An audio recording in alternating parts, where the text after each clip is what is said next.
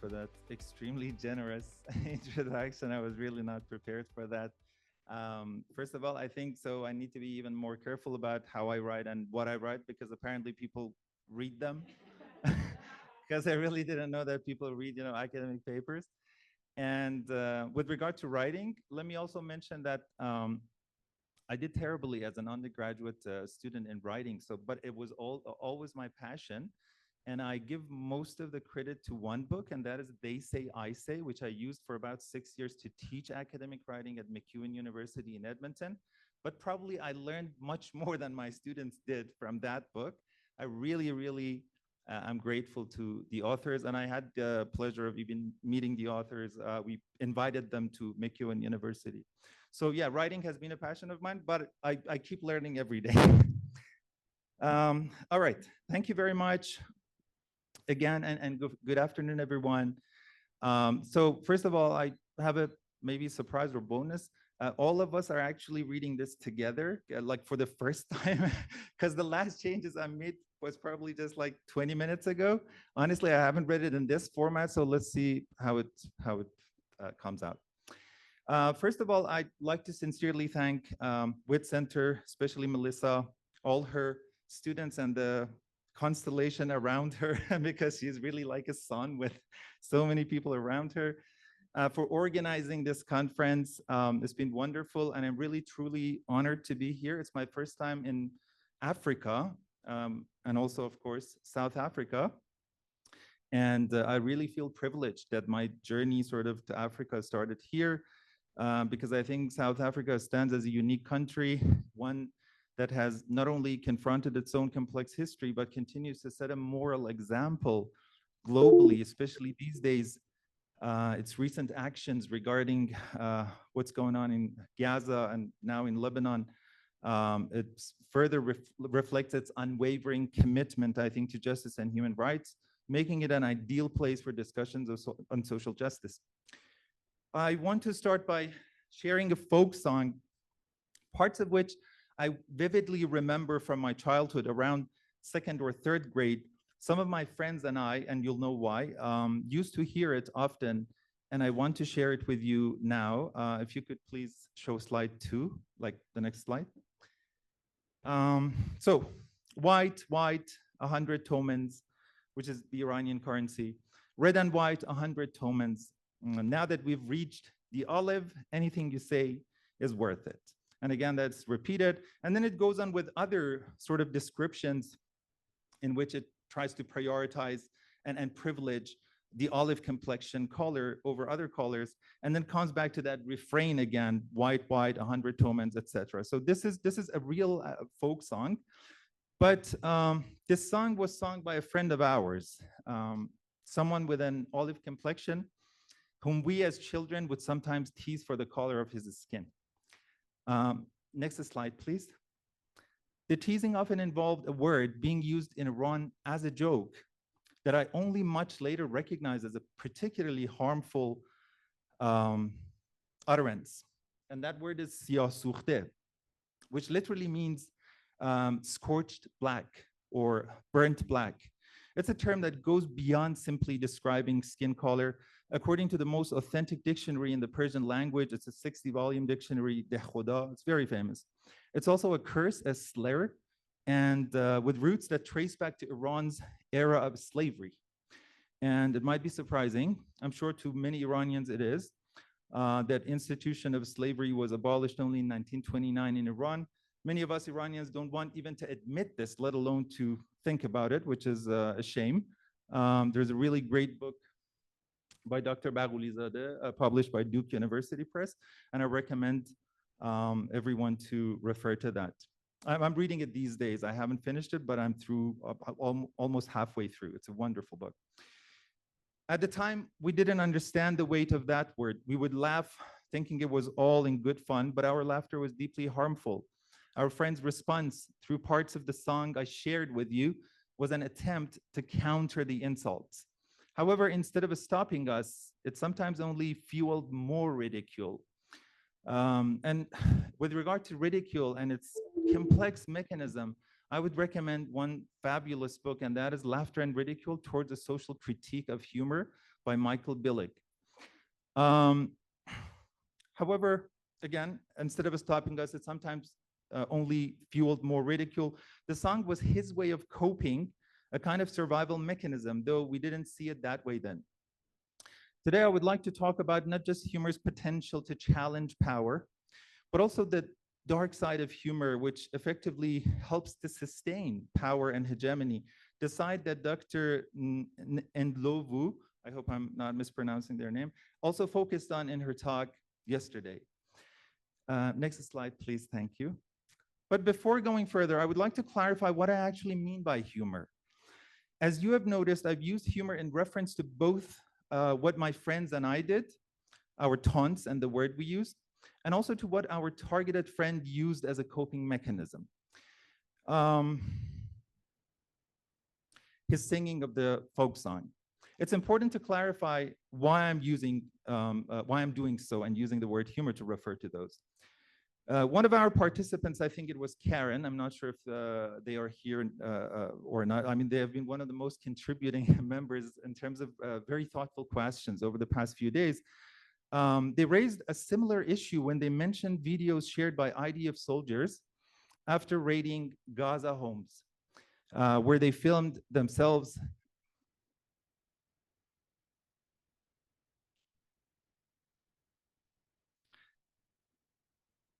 Yeah.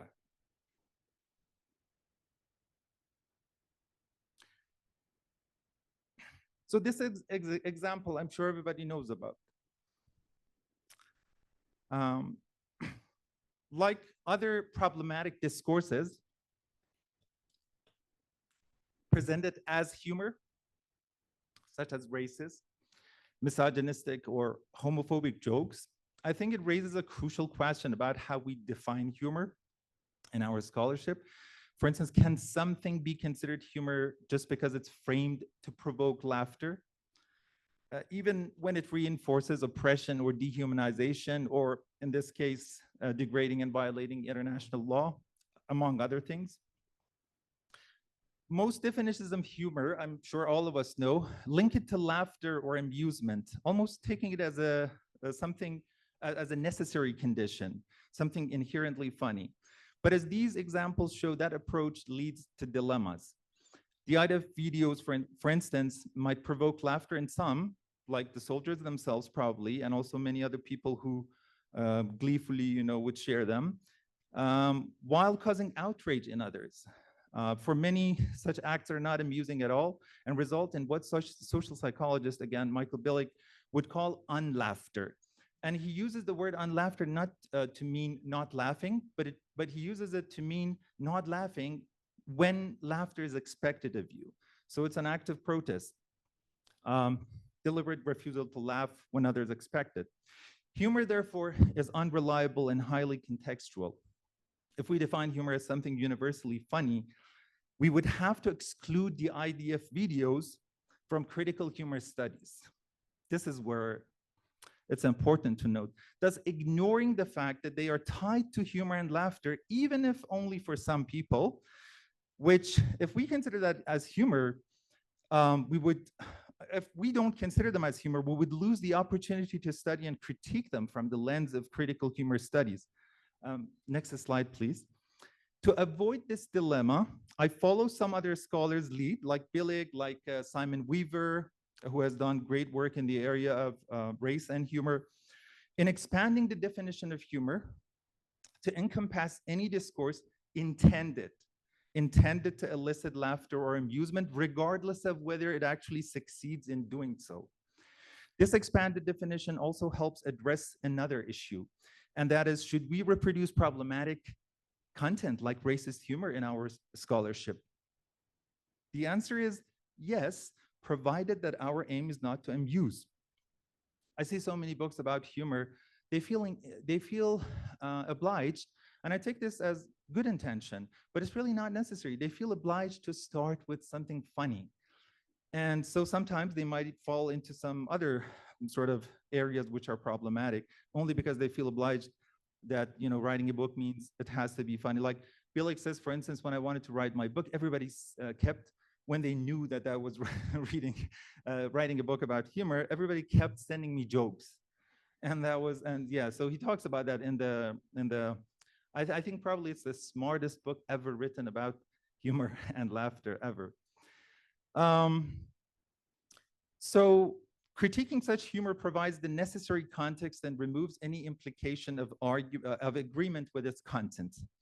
As Dr. Prigler also, I'm not sure if they are here or not, pointed out the other day, unlike mainstream humor studies, fortunately, critical humor studies gives us the opportunity to move beyond the tendency to be mostly laudatory of humor or try to exonerate humor at every cost in academia. All right, now back to my discussion. In the story I shared earlier, the humor my friends and I used was and it still remains mainstream. All of the assumptions behind it, right? And even the alleged jocularity of it in Iranian society and culture, something we had been socialized into, which reinforced the existing order. In contrast, our targeted friend's use of the folk song was a form of fringe humor, I would say, a coping mechanism he employed to resist our ridiculing humor. But before anything, I would like to reveal my argument in case if I'm caught for like time issues. So you know what I want to argue. I really tried to actually keep it within time. So let's see how I do. So next slide, please. Thank you. Here's the gist of my argument. I argue that humor is generally more effective at reinforcing societal norms than at subverting them. While I do not deny the subversive and rebellious aspects of humor, I believe subversive humor tends to be more successful in building solidarity within marginalized groups than in challenging and changing the viewpoints of those already in positions of power. The rest of my talk will focus on how I've reached this conclusion. And of course, I would definitely look forward to your feedback because I need a lot of conversation on this. These are ideas, right, proposed. When we talk about humor and social justice, we're really talking about how humor can help make changes in the social order, including in power structures, social norms, cultural values, laws, and policies. And I apologize if sometimes, you know, the speech might sound a little bit dumbed down. Honestly, when I looked at, and it says public, like free to public, I thought maybe I could just pitch this to a broad readership. So I apologize. Sometimes, you know, some preliminaries are also mentioned. Next slide, please. In my talk, I'll be focusing on social and cultural norms as they are reflected in humor, given that changes in social norms and values, often through consciousness raising, is among the main goals of social justice attempts. Therefore, I'll restrict my humor examples to a certain type, and also my discussion, to a certain type of humor that I would call norm-referring humor. And not only that, we know that there's a theory called benign violation theory. And in that, almost any topic in any humor is norms.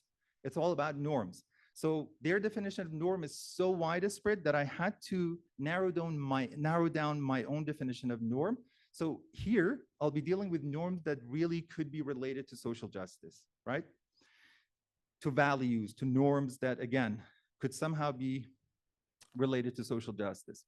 Now, next slide, please. Thank you.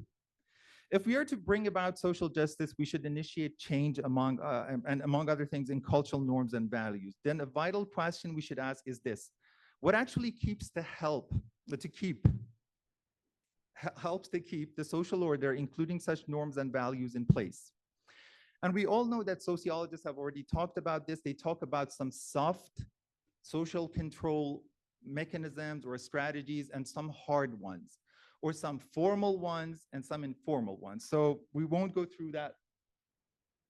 But the main point here, almost all of them, even though they might not have theorized this, which was my intention in that article that Jamie kindly referred to, everybody had talked about, you know, the disciplinary, but not in this language and not theorized it. They would fleetingly refer to the norm reinforcing role of ridicule, but they would probably not even taken it seriously enough, maybe because it's related to humor, to really theorize it and conceptualize it. That's why I thought it's important to do that. So I want to draw everybody's attention to the important role of ridicule, although it's informal, which means that, you know, it normally comes up in things that are unwritten pacts among people, rather than, there is no law or rules about it, right?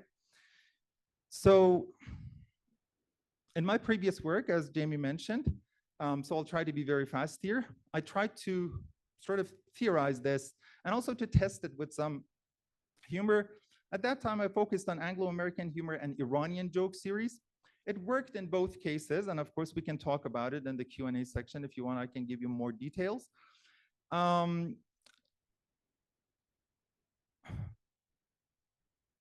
Two of the texts that I applied it to, and each one became a separate article, were two modern joke cycles in Iranian society and culture. One is about the alleged pederasty, but nowadays also read as homosexuality of male residents of a particular city in Iran. And the other one about the alleged lack of zeal, masculinist zeal, which is a sloppy translation for Ghirat, which I can also talk about later, which we could consider as an important sort of ingredient or component of Iranian hegemonic masculinity, which means that the man is expected when his honor is perceived to have been violated somehow, and his honor is related to him, especially through female kin of his. So some sort of aggressiveness or violence is expected of them, either toward the source of violation, or sometimes even the woman herself or the female kin herself. It's a very complex idea, but we can, again, talk about that as well. So my main argument over there was ridicule's power, basically, in terms of how ridicule does this, right? How ridicule tries to, manages actually to keep the social order together, among many, many other things, of course, right?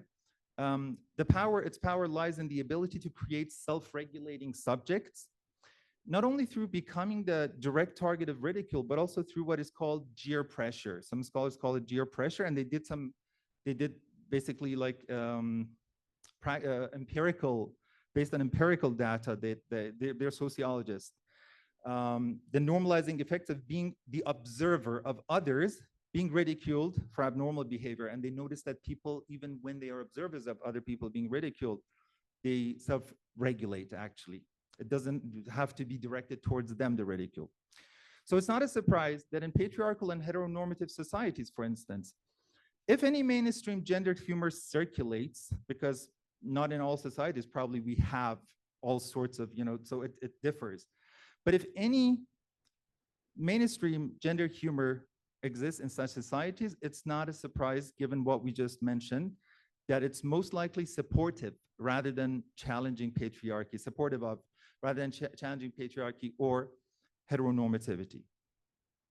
So I told you about the Rashti and Ghazvini jokes a little bit, and both of them I proved in a sense that they also reinforce the hegemonic gender order. One of them heteronormativity, the other one some stringent codes of masculinity in Iranian culture. Next slide, please. Thank you. So I found, okay, so maybe we can actually go to the next one. Thank you. Okay, now a shift in my discussion. You might be asking, why is it important to emphasize the norm reinforcing power of humor in our discussion?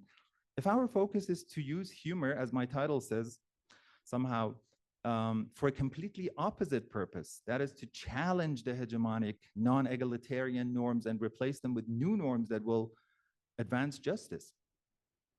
Well, I think here is the essential connection. If we agree that ridicule is noticeably effective in upholding hegemonic norms, and therefore the social order, then it begs an important question, and that is, can we use humor to challenge and undermine, now that it's such a powerful tool, to challenge and undermine some of those very norms and replace them with new ones? It's really enticing, right?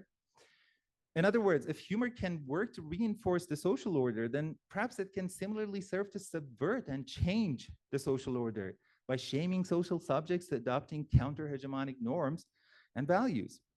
Well, the short answer is it's not so easy.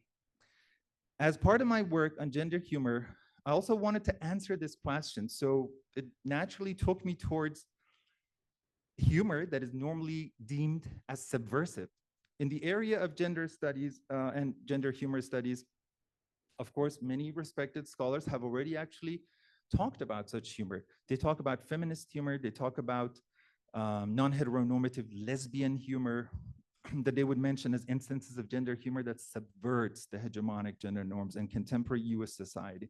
By the way, my discussion is, just to be more specific, mostly concerned with gender, but of course, I'm hoping it is applicable to other areas.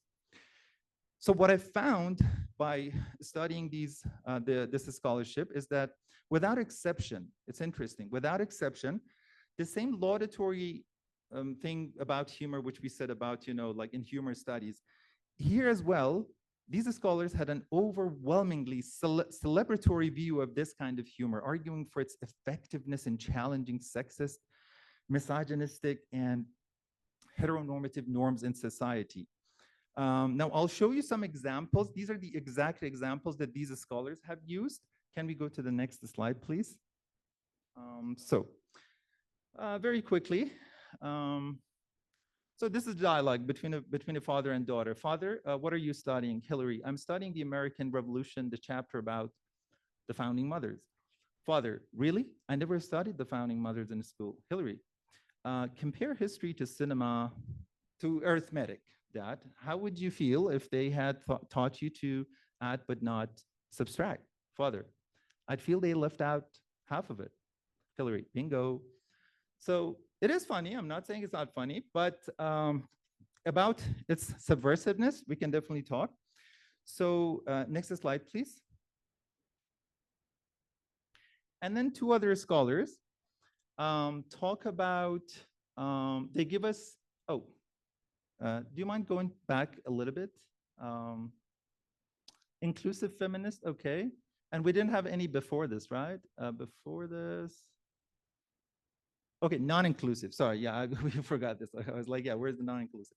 Okay, so they mentioned this as non-inclusive fem, so they admit that this might not be as effective, although they say it's still subversive. So yeah, how can you tell a man is aroused? He's breathing. How many men does it take to screw in a light bulb? One, men will screw anything.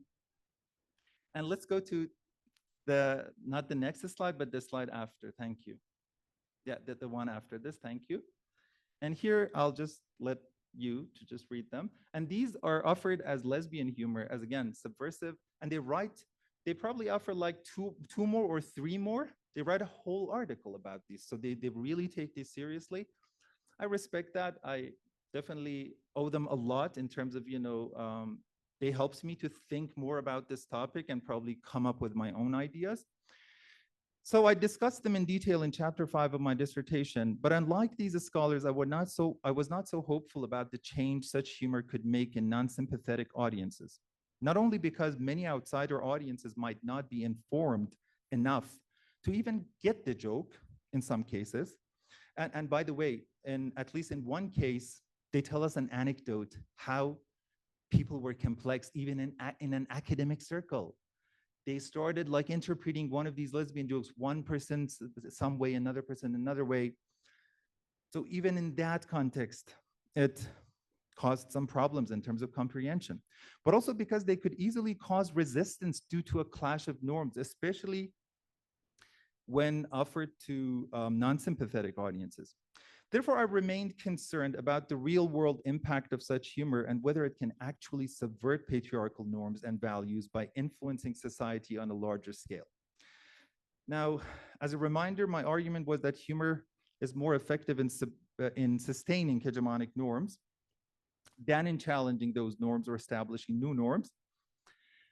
Here, I'll offer my main reasons in the form of a model, which I'm proposing in the hopes of helping clarify this subject and also show you, how I've come to this conclusion.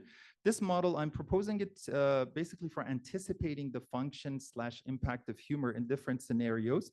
And of course, we could work with it later if you want, if we have time, and try to find its contradictions if there are any.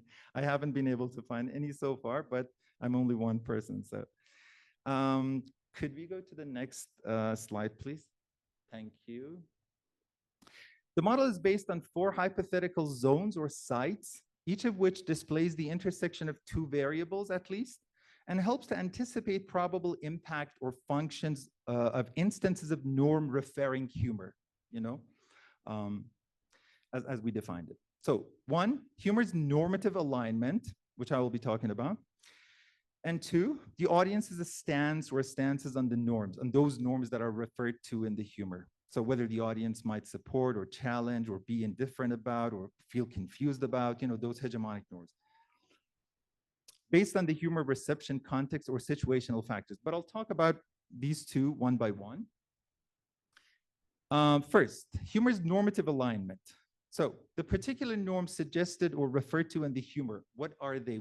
I think we need to think carefully about that and discover them, right? If there is any norms referred to, and also whether the humor seems to be aligning with those norms or trying to challenge them, merely is reflecting on them or reflecting them, is dubious about them, and many other probably possibilities. But mostly, whether it's, hopefully, whether we can see whether it's actually, you know, for it or against it in a sense, right? If we want to make it easy. And finally, all of this is about number 1, how that alignment helps us to determine what I call the hegemonic weight of those norms. You know, how accepted they are in society in a sense, right? So let me give you an example. The same example that I started my talk with, that one word that we would use as humor, right? To tease, in a sense, to torture our friend. In that example, the way it's uttered and the context in which, you know, it was offered by us.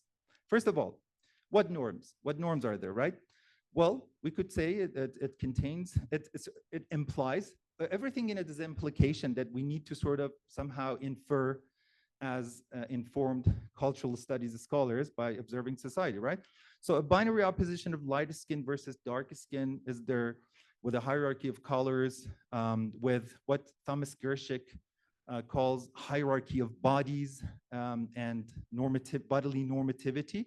And also he has this wonderful concept of body as currency, which bodies work as money and with which you can buy certain things, even if it's a relationship, attention from people or not, etc. So this is there. B, is the humor aligned or not with the norms? In that case, the way we used it, we wanted it to feel aligned with the norms, right? Strongly endorsing those norms. And C, what is the hegemonic weight of those norms? I have 2 ways. I suggest 2 ways. I'm sure sociologists can be helpful here and can definitely help me a lot here. But I myself thought about first the idea of norm circles. We could discover the norm circles which believe or did not believe or endorse or did not endorse certain norms, right? So do most social groups follow these norms? Are they endorsed only by smaller or specific groups? Or since norms are often unwritten pacts in society, we can observe the status of the norms. So through these norm circles, or through what I call looking at humor as argument. Humor as extended forms or versions of already serious arguments in society, right? Let me give you an example. Here, so that one word, scorched black, right? It has a presumption as argument in it that unless you believe in that, you will not probably use that, you know, in the way that we did. Even if it's unconscious, even if it's just, you know, as kids, we were socialized into that. Here's probably the serious argument that is implied in that. One way of saying it, we could say there exists a color hierarchy, which I buy into, where different skin tones are associated with different values or lack of values, with white at the top and black at the bottom, and shades of other colors, again, all marked and valued. Being placed in the lower ranks of the hierarchy is viewed as a source of embarrassment and shame. This is one way of, I would say.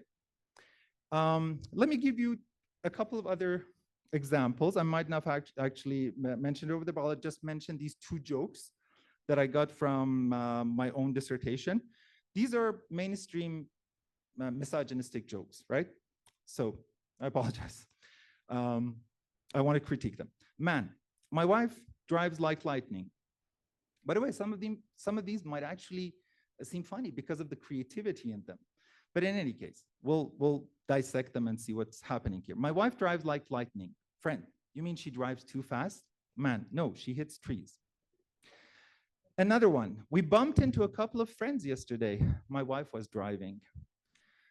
Now the serious argument implied in these two also, you know, as some examples, could go something like this. Women aren't as good as men at things that need skill, precision, or control, like driving. Their lack of competence is natural, inevitable, and of course, funny.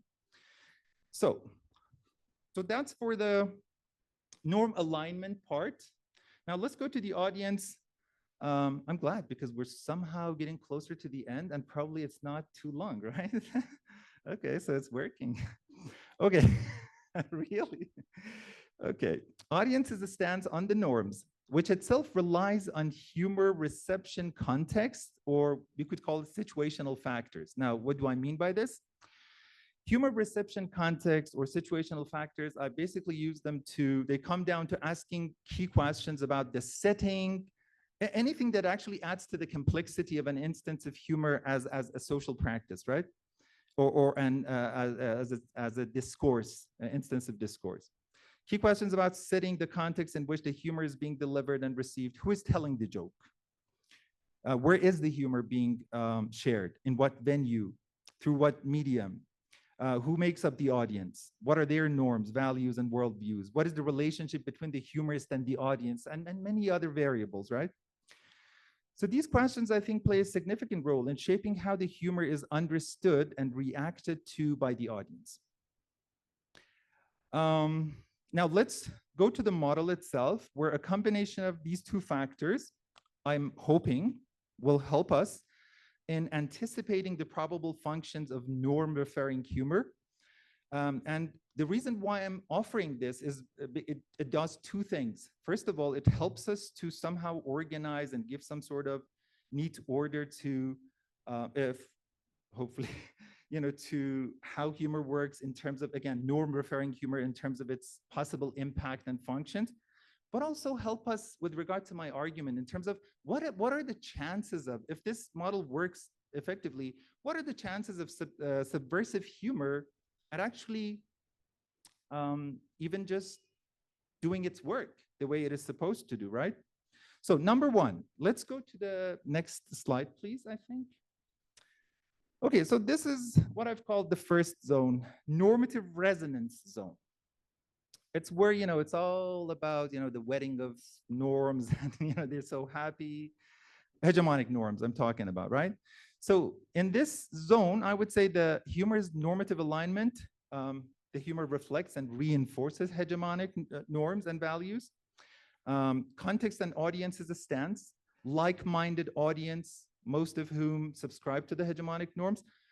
Little clash, right? Anticipated impact, probably humor reinforces existing social order. Now, example, a joke that praises traditional gender roles or mocks progressive gender roles told in a setting where the majority or all of the audiences already believe in or support those roles. In the current US milieu, by the way, and I have recently become familiar with this show, and I tried to watch it just to see how those people who don't think like us, how they approach humor, what they are doing. Fox News' Gutfeld show, I don't know if you've even watched it or not. If you haven't, please do, because it just, you know, it helps you in terms of comparing and seeing, by the way, also the perspective of the other side, which unfortunately in almost all countries, you know, when it comes to sort of dialogue, we demonize the other side all the time, you know, so that's why probably sort of echo chambers always are created in a sense. Anyway, so that's one example. We could definitely discuss more examples.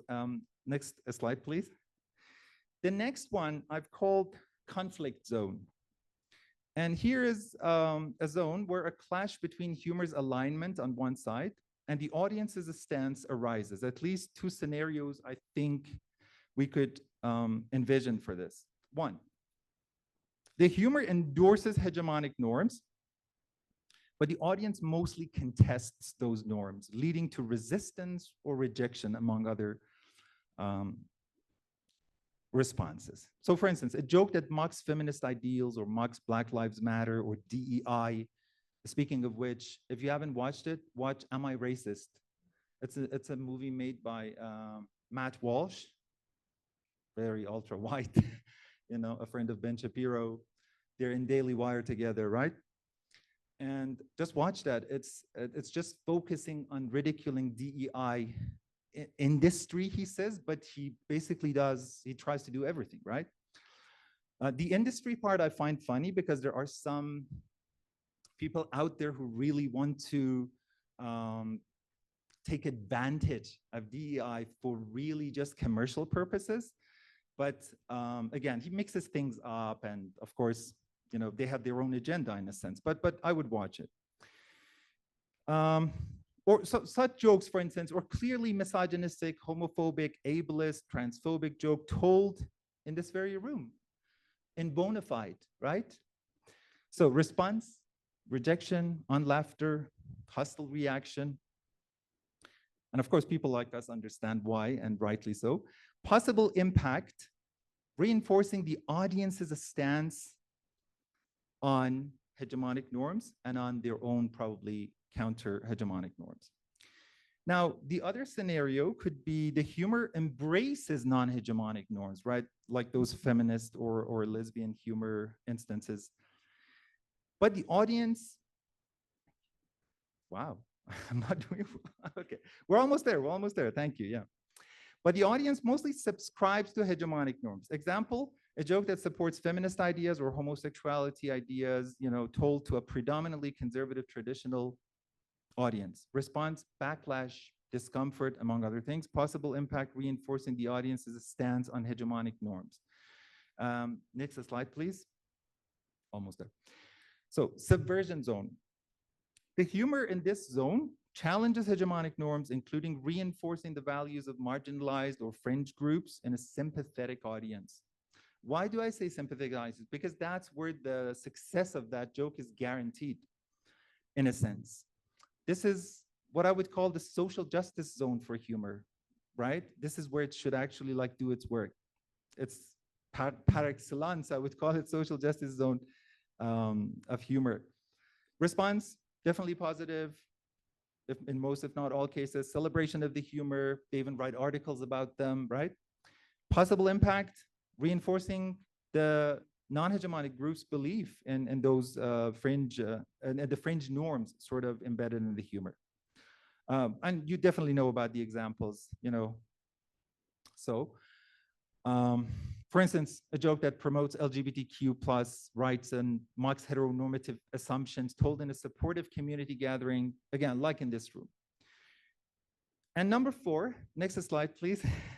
Sorry, I'm just asking all the time. All right. So, fluid, mixed, or ambiguity reception zone. In this zone, humor is received with complex and varied reactions because first, either the multifaceted or ambiguous nature of the humor itself causes that with regard to those norms. Like I'll give some really good examples, hopefully. And some of them actually the jokes that came up during these days. Of course, the last one was, thank you so much, but and my aim was definitely not to critique your model. I was so genuinely immersed in my theory that I was like, how can we use this to help that? Yeah, let's see. Absolutely, with collaboration. So things could go complex and ambiguous for a couple of reasons. Or 2, the diverse norms held by the audience, right? Or shifting, for instance, or sometimes confusion. The humor may appeal to some audience while being rejected by others. It might provoke mixed responses or even confusion within others, right? This is a zone of ambiguities, I would say, but sometimes of possibilities for change. So I'm still hopeful of this zone for making some change in society, right? Impact could reinforce or challenge hegemonic norms, could even actually end up changing people's ideas, right? This is also the zone where simultaneous rebelliousness and subversiveness can happen. I really appreciate Chris's smart question the other day of Dr. Ndlovu that you asked about Foucault and how Dr. Ndlovu's sort of theory and argument might actually topple that or subvert that, right? In terms of what was the main argument over there? That's that these instances of humor are supposed to be subverting power, or maybe Dr. Ndlovu actually can help us with that, with just that part of the argument. If it's this was the joke about 2-minute men, like okay, yeah. Okay, the 2-minute men, and it really had mixed responses, right? It had mixed responses. Now, it's interesting. Just this very joke, how many responses could we have to it, right? And some of them happened here. Men who subscribe to the hegemonic masculinist norms about masculinity being tied to sexual performance, they might go ahead with it the way they did actually in that forum online. They might endorse it, and therefore the result could be reinforcing the norms, at least for those people. 2, some women, for the right reasons that Jamie mentioned, to be honest, understandable, I hadn't thought of that, might actually find the humor to be subversive. It mocks men, at least temporarily, it punishes them with the symbolic sort of, punishment of laughter. So it can have rebellious and subversive function. But then other men and women might also find it problematic and norm reinforcing in another way. They might say, well, this presumes physical ability and penetrative sex as the norm, and anything outside as abnormal, right? So the way, for instance, certain humor can naturalize heterosexuality just by ignoring, homosexuality just altogether. Here, it's as if, the world is limited to this, to sort of say, even those people who are asexual, they might say, well, for them, almost any joke about sex, of course, naturalizes sexuality, right? So my point is, we can problematize it. We can problematize it in terms of audience reaction to it. And I found a lot of, by the way, instances in Iranian humor. I've been, this idea first comes up in Billig and some other scholars about the simultaneous rebelliousness and subversiveness of instances of humor. For instance, one of the jokes that Dr. Shepard actually showed us, it would use phallocentric humor for political satire. The political satire part is subversive. It subverts the politics. But the other part, which I have tried to theorize this somewhere in one of my articles as a structural functions of the targeted joke. Why did I do this? Because I saw that so many scholars are so obsessed when it comes to targeted jokes. For instance, targeted jokes about ethnic minorities. They focus only on whether this does anything to that minority or not paying attention to the fact that these jokes might subvert in one area, but it might actually reinforce other norms in other structural areas, in this case, gender. And I'm concluding. So these zones allow us to understand how humor interacts, hopefully, with social norms, societal norms and values, depending on the alignment and misalignment between humor and the audience on the one hand, and anticipate it.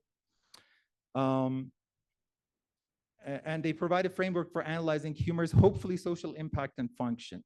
As you can see from the model, social justice humor could have the potential to succeed in 3 of the 4 zones. And I would say, except for the first one, normative resonance, I would see possibility for it succeeding in the other zone. However, I would say with varying levels of likelihood.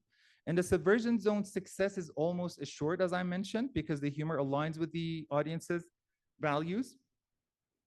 However, in the other 2 zones, it faces more challenges. For the reasons that we went through, I don't want to go through that.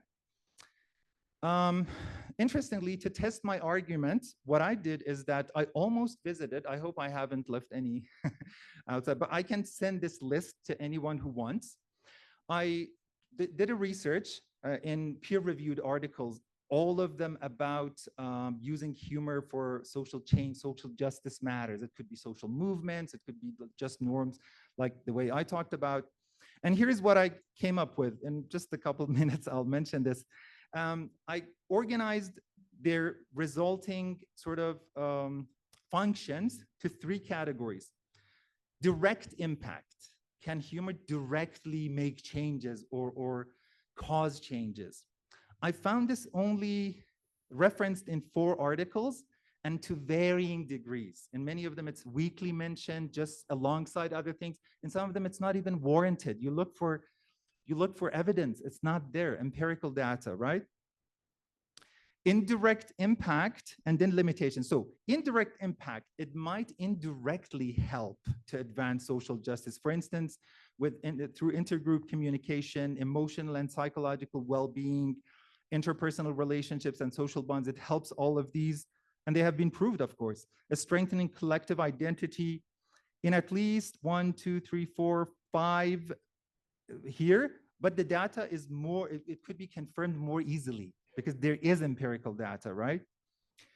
But there is another zone, another group or category, limitations. What are the limitations? Because all of these and other people have also confessed in their conclusions about the effect of humor in social justice and social movements. Without exception, they have concluded about some limitations. And mind you, this is the longest list of all. Risk of not getting it. We referred to that. Risk of misinterpretation leading to misunderstandings and negative social consequences. So this one, the person thinks they got it, but misinterpretation. Clash of norms. Unintended effects, unintended even functions, often contradictory effects. One thing is hoped, one thing is gained, another thing is gained, which itself has some subcategories that don't go into ethical limits and offensiveness. Eliciting resistance and rejection or even alienation, trivialization of the topic itself, and hyperpolarization, creating echo chambers. All of these come up.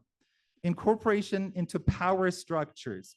Somehow it could be probably like categorized under one of the other ones. Anyway, to bring this full circle, let me return to the story I shared earlier. Looking back, I realized that my ideas about race and even my unconscious biases didn't change because of humor in no stage in my life. It wasn't the counter discourse or subversive humor that shifted my views either. What truly changed me were serious conversations about human dignity, equality, difference, as well as my own self-reflection, accepting that I need to critique myself. Humor alone wasn't enough and can't be enough, I think. The real transformation came through deeper engagement. That said, and I'm really genuine and honest about this, because of those so many benefits of humor for in-group purposes, I certainly do not want to discard the use of humor, and who am I to do that? For social justice, while humor may not be the primary driver of change, I think its influence is undeniable, especially in fostering resilience and connection.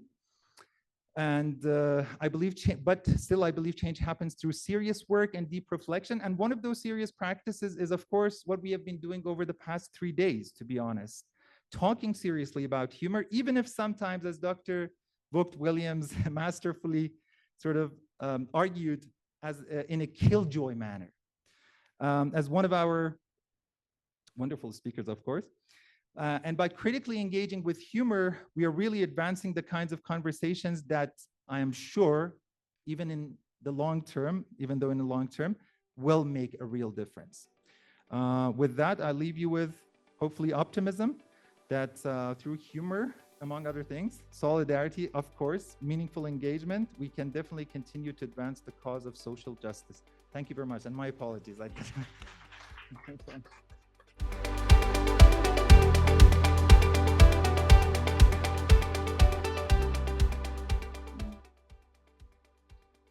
Okay, now comes the hard part, the hardest part. Go ahead, tear me apart. No, there will be no tearing apart. I really need some challenge to this, because this is like, it's like this idea open in the desert, like it's a sitting duck, okay? Just no, it's really open to criticism, and it should be, I think, because I'm sure that it will be enhanced with criticism. Yeah. Well, thank you so much, Dr. Abedinifard.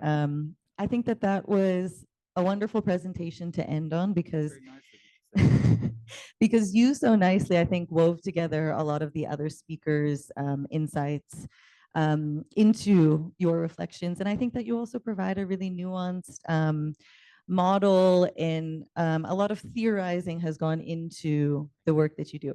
So I'm sure that this has raised a lot of questions and comments. This is also an invitation to those online. If you have a question, you can raise your hand or put it in the chat. I'll take a round. We'll take a round of about 4 or 5.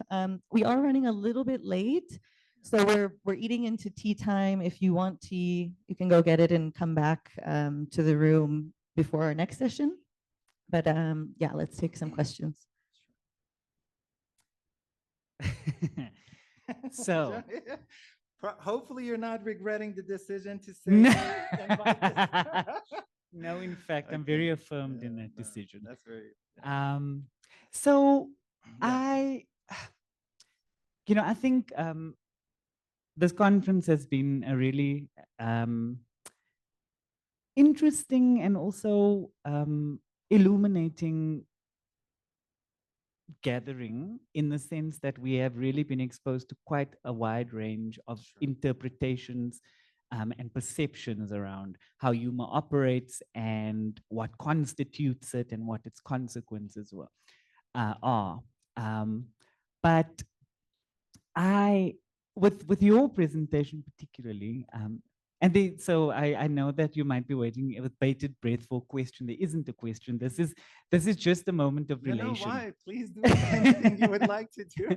This is a moment of relation for me. So so as was communicated to the room, I had come across your work in doing research for my thesis, and my engagement with humor in my academic work, which I'll say actually it doesn't form like such a significant part of the thesis that I produce, but it's definitely one of the areas that I intend to expand upon and explore in depth from this point on. But I wanted to just say your presentation situated for me an experience of in the South African context. When you spoke about ethnic minority experience. Yeah, when you spoke about ethnic minorities, so I form part of an ethnic minority in South Africa, namely colored people, and my relationship with humor from that perspective has been that as a part of this group of people in South Africa, I am the object, and people like me are the object of ridicule and humiliation and repudiation within a particular repertoire of South African humor. I mean, there's an actual repertoire of colored jokes that exist in South Africa that serve to humiliate and denigrate the humanity of that group of people. And so what I wanted to say was that your approach to this topic for me has really resonated so much in bringing to the fore a very important part of what we came here to discuss, which is the deeply, deeply harmful and dangerous aspects of what this tool of humor can do. And so, I mean, for everyone here, just to think about then, when we talk about and we think about humor, it is one thing to approach humor from the perspective of being someone who can participate in and even make a joke, but it's a very, very different experience to live your life as someone who is perceived as a joke. And the consequences of what that means for your life and people like you over time and throughout history have proven to be absolutely devastating to people's personhood and humanity. So I just want to commend your very astute observation in how you formulate this work. And lastly, to say that I think that you are criminally modest about the work that you do. I like that. That was a creative. Thank you. Okay, thank you very much. Now, thank you very much, by the way, for sharing something personal. I just have a quick question. does it also, but not in an antagonistic way or hostile way, because we know that humor works in 1,000 ways, right? Sometimes, even in a sort of intimate circle of friends, people can just like bad talk, but not in a way that, they might even get closer to each other with that, right? So if you don't feel comfortable, please just ignore this question. But does those kind of jokes even come up, but in a very subtle, friendly way between probably you and maybe one of the closest friends or something like that? That also is part of which again, their function might be totally different, right? So yes, of course. And I think in response to what I just mentioned as very much a central feature of that kind of humor that affects one's personhood, in response to that sort of humiliation and repudiation, there's definitely also a sense of taking that thing and turning it on its head and sort of reclaiming it, right? Yeah. And say, so you say I'm all these terrible things. Yes, I am. So what the fuck about it? And really taking charge of that.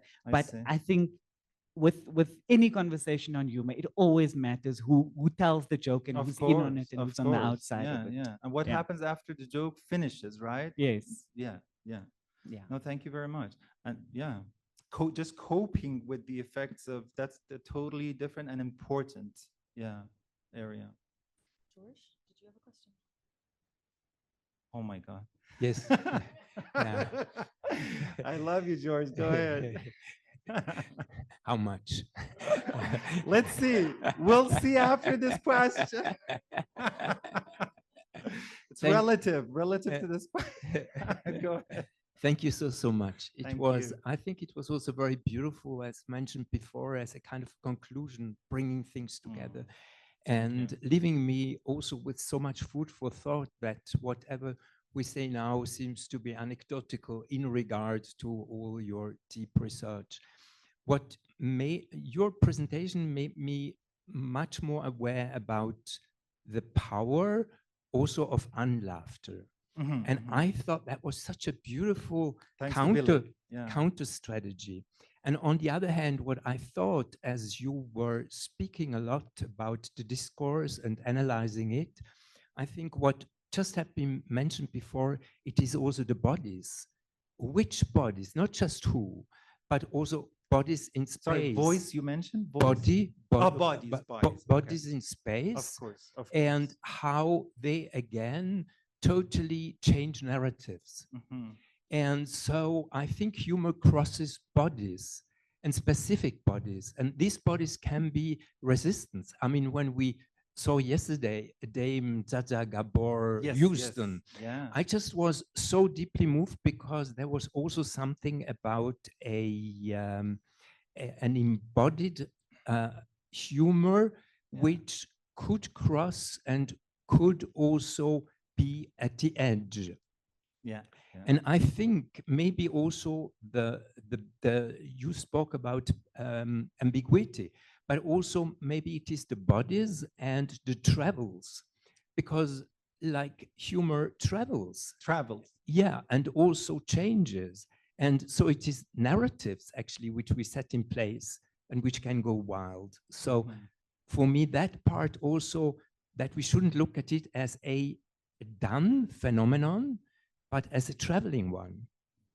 Very interesting, very interesting. To be honest, when you mentioned this for the first time, I thought, and I went back to how I reacted to, because what he/she was doing over there was just wonderfully creative, right? And sometimes now I notice that sometimes they would look at me and then I would feel just a little bit embarrassed. I would like, what if they come towards me? What if they want to, do? And then we would laugh. We would laugh at the same time that I might have felt sort of a little bit embarrassed of the possibility of encountering, but at the same time, because of what they were doing, we were so laughing loud. But I had never honestly thought about that traveling aspect that you mentioned. That's thought-provoking for me. Thank you. I think we have time for one more question or comment. Are there any? Please criticize. No, I really. This critical scholar is looking for some critique. And there's a hand, I see. I'm joking. Your always- hand was before I made that Always comment. brilliant, challenging questions. Chris, go ahead. Hey, there's no critique here. I was just you seem to have some doubt about the impact and efficacy of social justice humor, and yet you Depending on how we define, because some people apparently just it's enough for them to see it subverts some norms within a space where almost everybody is already in line with what the humor is doing. For me, that's not subversion. Because if it's, right? Because even like when we translate it, for instance, in Persian, it's almost like, it's toppling down an order. Does it really topple down an order? What happens? Because after the humor, what happens if the area is just all sympathetic, almost nothing happens, but good things happen to those people, as I mentioned. But if it's another area, then other problems might occur. I'm sorry, I didn't even allow you to go ahead. Yeah. So, but at the same time, you were much more confident about the disciplinary effect of humor. Yes. And reinforcing normative orders. So I did wonder, why would it have such impact there and not in the former case? Why? Yeah, that's a brilliant question. And one way, and I also thought, how would you even know? And one way you might know is by what effect is it having? What changes is happening? And then you go, well, there's the same old hegemony carrying on, right? And so therefore it's not having much effect. Sorry, do you mind clarifying the second question? I got distracted by writing down the first one. No, sorry, I'm so sorry. So one might ask, why is it more effective at reinforcing hegemony? Yeah, sure. Why does it work one way mostly? Yeah, and how would you even know that it does work better at reinforce? How would you know that? It's difficult to measure. And I thought, well, one way you would measure it is by looking at the impact in society. Sure. And if the hegemonic order persists, it doesn't shift, well then then it's not having subversive effect, but it is working well at reinforcing that norm. Maybe it's just because hegemonic orders are persisting, and humor has no relationship at all to that. Maybe hegemonic norms are what?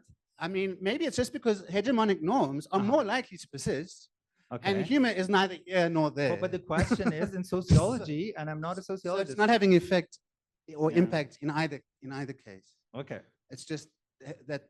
I wish it was that way, to be honest, but here, no, but when, these are, by the way, brilliant questions. These are foundational questions, and I don't, I don't claim that I have the answers to them, but I have thought about them. Like when the first question, why does humor work one way? I have thought about this. I recently wrote and published an article about ridicule in the Quran as what I believe is a missing link in Islamic humor studies, because I had been since the time of Charlie, even before that, the poor, who really his life was ruined with the Satanic Verses author. Yes, since that time, not with this sort of informed way, but I was like, why is it that, why are these reactions happening in sort of the Islamicate, at least, societies mostly? Not all of them definitely are Muslims, but these societies have been influenced by Islam. But then after Charlie Hebdo, it became even more serious because it coincided the time that I had actually started working on humor. I came to the conclusion, and then I'll give you an example in which, and it's interesting, I'm not an Islamic studies scholar, but I had that article read by two very rigorous, and then afterward, when it was published, other people endorsed it in terms of, we think it works. We think, yes, this makes sense, which gave it some sort of validity, I would say. I hypothesized this basically, that ridicule is much more likely to reinforce already established hegemonies than to protect nascent or just fledgling orders or social orders. this helped me to think about, now I don't want to give you a headache by going through everything about that article, but I would like you to read it. And I really, again, would also appreciate feedback. What happened is that this question came up. It has already been proved that Islam has no, so many articles were written after the Charlie Hebdo. One of them is like, do Muslims have a sense of humor? Not in a bona fide way. He's not asking that. He's a great, actually, folklore scholar, and very much, again, in line with, he wanted to prove that, yes, they do, right? But they go towards hadith and seerah tradition. When they come to the Quran, their arguments are so weak because Quran doesn't allow them to prove that Quran or Islam is okay with. We have this Israeli scholar, Zev, I forgot his, he has probably the most fantastic 50-something pages article about hadith and humor, and even proves that Prophet Muhammad, even in sort of close, intimate circles, might not have even had issue with some raucous and some sort of shameless humor, in terms of like friends. And so this made the question even more important. So why is it that in the most canonical, most important text in Islamic tradition, we don't find that much? So I read a little bit. I read Fred Donner's book about the advent of the, this is where it actually all comes together. The advent of the Islamic community after Islam sort of started, Prophet started his invitation and everything. And it all clicked. I was like, wow, that's wonderful. Because all we have in the Quran is about, when it comes to humor against the community of mu'minun or believers, it's all about stop joking, stop ridiculing them, stop doing this, and stop doing that. Why? Because it was so fledgling. And Fred Donner talks about how so fragile this, like he started with one person, and then two people, and then three. Like anytime this could have dismantled, right? Why? Because an already established hegemony was there. And here we have a culture in which invective is already so powerful in shaming other people, in shaming tribes, so words have power. Ridicule has even much more power. So Prophet Muhammad makes it so forbidden to even actually go around that, and make sure that this gets into that canonical text, rather than, like in the hadith, or somehow he must have known that this is the most important thing. Otherwise, the community might not even grow. So much so that I was a kid, I grew up in a Muslim family. I remember my dad sometimes, not in an intense way, but he was influenced by these hadiths about how you shouldn't, it's not in your sha'n or dignity to laugh too loud, for instance, right? So there's always restrictions on this. So going back to your question, I think we could argue, I'm not sure if someone has proved this or argued it, that humor is much more likely to preserve and to protect already established hegemonies than to protect, because there's almost nothing there in terms of weighty hegemonic norms because it's loose, it's not even, it doesn't even have a form. It's like so fluid, right? If anything, it might actually get shattered. That's my response to the first one. Again, I said it might not be the answer. And when would we note the changes, right? That's a very important question. And honestly, even if we note changes in certain areas, let's not forget humor is only one part of possible drives for change, right?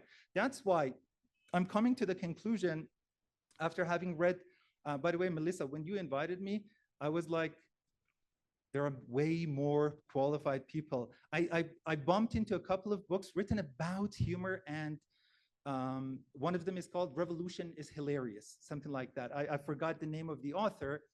What I liked about the job that she has done is that, again, I might have some disagreements with some of the arguments, but she has done a wonderful job of collecting some projects which to some extent show the efficacy of humor in advancing social justice. Without exception, all of them are accompanied by serious work. They're either by an organization, they're either, the way, for instance, we had it by our friend with Drama in Life yesterday. I love the way they made it more effective, their work, by sandwiching it between two serious things. First, he paved the way for us in terms of what we are expecting, how to react to it, and afterward worked with us towards somehow making sure that we have some food for thought to work with. But otherwise, if they had just given us the play and say, okay, go ahead, like, bye, it might not have been that impactful. But I'm still thinking about their drama. Why? Because I think because of what they did. They sandwich it between serious discourse. I think humor might be more impactful also if it's accompanied by serious discourses. Yeah. Because of the trivialization fear as well, by the way.